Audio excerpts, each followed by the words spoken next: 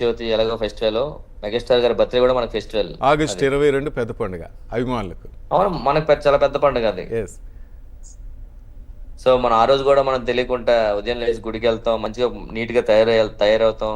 మనం megastar fan గా proud గా ఫీల్ అవుతాం ఆ రోజు, మళ్ళీ కొత్తగా ఎక్కువగా. సో అలాంటి వ్యక్తి మన తెలుగు ఇండస్ట్రీ ఉండడం మనం చేస్తున్న అదృష్టం సార్. ఎందుకంటే అతని ఇన్స్పిరేషన్ తీసుకొని చాలా మంది పెద్ద పెద్ద హీరోస్ వచ్చారు. అలాంటిది మాలాంటి వాళ్ళంటే ఒకసారి ఎంతమంది ఉంటారో లెక్కేసుకోండి ఒకసారి. సో అలాంటి వ్యక్తి మన ఇండస్ట్రీలో ఉండడం మనం చాలా ప్రౌడ్ గా ఫీల్ అవుతున్నాం. మనకు దేవుడిచ్చిన అదృష్టం. పొరపాటు అతను ఈ కన్నడ ఇండస్ట్రీలోకి వెళ్ళిపోయి ఉంటే ఈ రోజు తెలుగు ఇండస్ట్రీలో మెగాస్టార్ ఉండేవారు కాదు. సో అతని ఇన్స్పిరేషన్ తో వల్లే ఇండస్ట్రీ పెద్దదైంది అనిపిస్తుంది ఒక్కోసారి మన తెలుగు ఇండస్ట్రీ.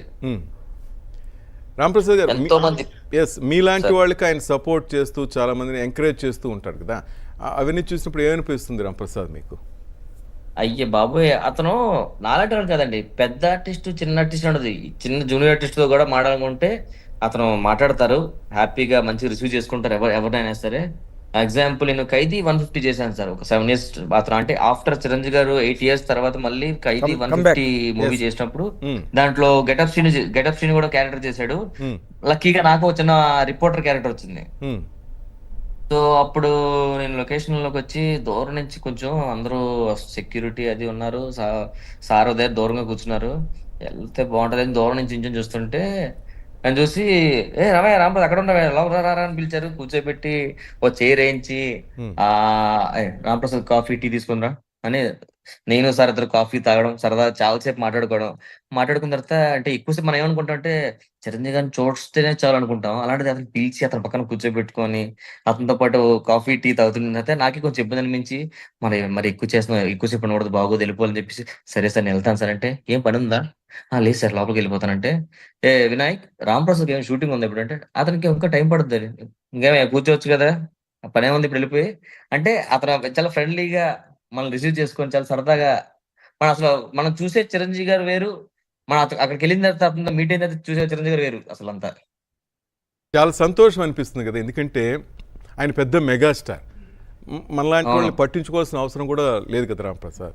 అలాంటి వ్యక్తి మనకి సపోర్ట్ చేస్తూ ఆయన రిసీవ్ చేసుకునే పద్ధతి, మనకు మంచి చెప్పే పద్ధతి, ఇవన్నీ చూస్తుంటే ఆ స్క్రీన్ మీద చూసినప్పుడు మనం ఏదో అనుకుంటుంటాం, ఇంకా దగ్గర నుంచి చూస్తున్నప్పుడు ఇంకా ఆయన మీద ఇంకా గౌరవం పెరుగుతుంది కదా అన్నయ్య చూస్తే. అయ్యే బాబాయ్, మామూలు కాదు సార్. అతను చాలా మంచి ఫాదర్, మంచి బ్రదర్, మంచి ఫ్రెండ్.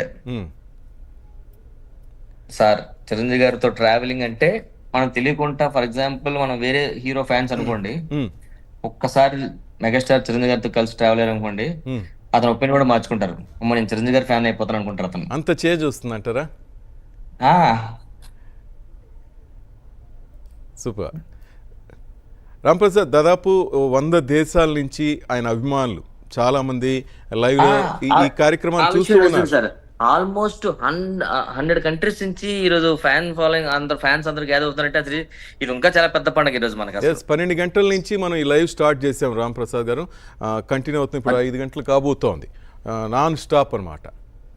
మరి కాసేపట్లో శేఖర్ మాస్టర్ గారు కూడా రాబోతున్నారు, మిమ్మల్ని కల్పిస్తాను ఒక 2 minutes మీరు నాతో మాట్లాడుతుంటే సార్ కూడా జాయిన్ అవుతున్నారు. శేఖర్ మాస్టర్ గారు కూడా మీతో మాట్లాడే ప్రయత్నం చేస్తాం.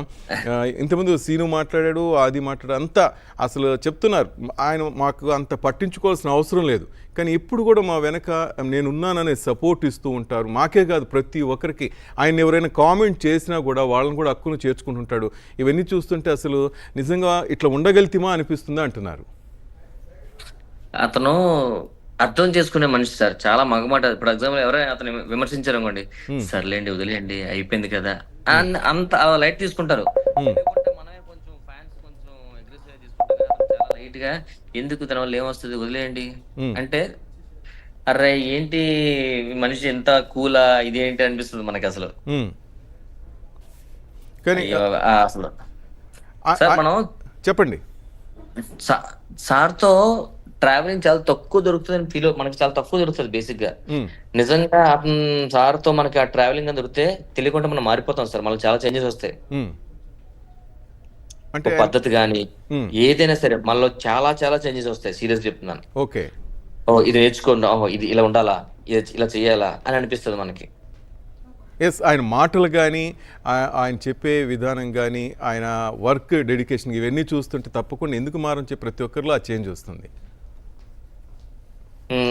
అతను సార్ చేసే సినిమాలో కూడా వీళ్ళు పెట్టండి అయ్యా పాపము, వీళ్ళు పెట్టండి, వాళ్ళు అడిగారు వచ్చి పెట్టండి అని అడిగి మరీ పెట్టిస్తారు. చాలా హ్యాపీ అనిపిస్తుంది. Hmm. సో అంత పెద్ద హృదయం ఉన్న మెగాస్టార్ గారు అసలు మన తెలుగు ఇండస్ట్రీలో ఉండి మనల్ని ఇంకా ఉత్సాహపరుస్తూ సినిమాలు చేస్తున్నారు, డాన్స్లు వేస్తున్నారు, ఫైట్స్ చేస్తున్నారు. అసలు ఎవరికి ఉంటుందండి ఆ స్టార్టమ్, మళ్ళీ చెప్పండి. రైట్. రామ్ ప్రసాద్ గారు మనతో పాటు శేఖర్ మాస్టర్ గారు కూడా జాయిన్ అయ్యారు. Master, love you. ఎందుకంటే అభిమానులందరి తరఫున అన్నయ్య చేత రకరకాల స్టెప్స్ మాకు కావలసినవన్నీ మా అదృష్టం అండి, మా అదృష్టం. రామ్ ప్రసాద్ చెప్తుంది వింటున్నారు కదా ఇప్పుడు. హాయ్ రామ్ ప్రసాద్, బాగున్నాడు? బాగున్నాను సార్. సార్ మీరే చెప్పాలి, నాకన్నా మెగాస్టార్ చిరంజీవి గారితో ఎక్కువ ట్రావెల్ అయింది మీరు. అతనికి ఏం కావాలో, ఎలాంటి స్టెప్లు కావాలో మీరే క్రియేట్ చేశారు. మా అందరినీ చాలా అలరింప చేశారు అసలు. ఎందుకంటే 8 years గ్యాప్ తర్వాత మళ్ళీ వచ్చి ఎర్ర చొక్కా నేను నీకోసం వేసాను ఆ స్టెప్ తో మళ్ళీ ఒక్కసారిగా మా అందరికి, మాకు సార్ చిరంజీవి గారు డాన్స్ చేస్తుంటే మేము వేస్తున్నంత ఫీలింగ్ వస్తుంది మాకు. నేను చిన్నప్పటి నుంచి అలా ఫోన్ చేసుకున్నాం. అందరు ఇంకా మంచి మంచి ఎక్స్పీరియన్స్ ఉంటారు, నాకు తెలుసుకోవాలి. తప్పకుండా డాలి. ఎస్, తను చెప్తున్నది కరెక్టే. డ్యాన్స్ మాస్టర్గా పక్కన పెట్టేస్తే మేమందరం అన్నయ్య అని ముద్దుగా పిలుచుకుంటాను. మీరు ఆయనతో వర్క్ చేస్తున్నప్పుడు ఎలా అనిపించింది మాస్టర్?